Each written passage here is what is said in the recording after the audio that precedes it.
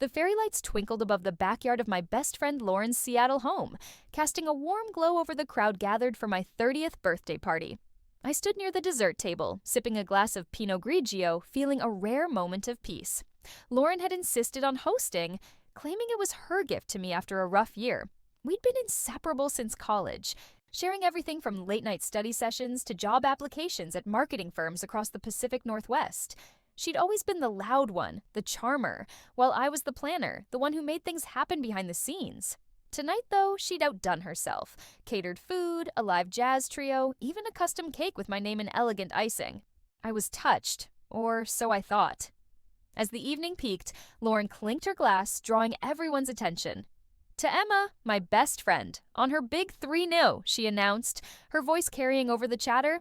I smiled, raising my glass, but her next words hit like a sucker punch. "And I have news! I just landed the senior marketing director role at Cascade Creative, the job Emma and I both applied for. I start Monday." The crowd erupted in cheers, but I froze. Cascade Creative was my dream job.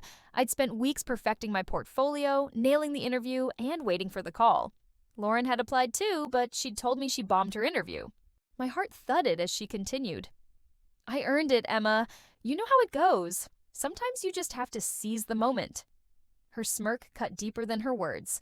I forced a smile, my face burning.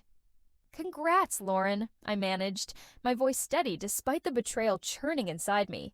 The job wasn't just a paycheck, it was the culmination of years of grinding, of late nights crafting campaigns while Lauren partied. I excused myself to the bathroom, my mind racing. Something wasn't right.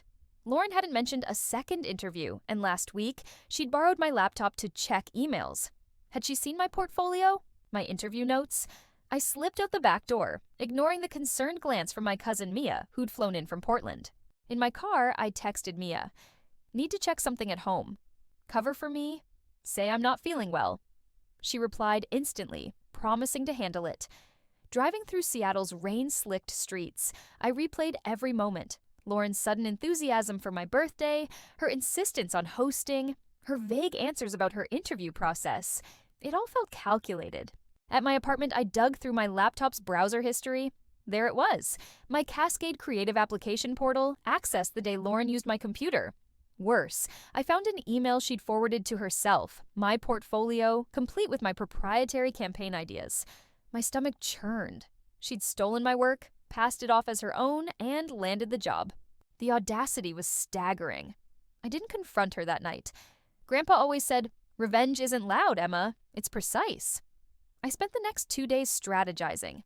Cascade Creative valued originality, and I had proof Lauren's wasn't hers. I pulled my original files, time-stamped months ago, and cross-referenced them with her submitted portfolio, which I accessed through a contact at the firm who owed me a favor. The overlap was blatant. Word-for-word theft. I also found an email Lauren sent to the hiring manager claiming I'd withdrawn my application. She'd hacked my account to send it. 2 days later, I returned to Lauren S. house for a follow-up dinner she'd de-invited me to, supposedly to smooth things over. The guest list was smaller now. Just her, me, Mia, and a few mutual friends. As we sat around her dining table, Lauren played the gracious host, but her eyes darted nervously when I set my tote bag down with a deliberate thud.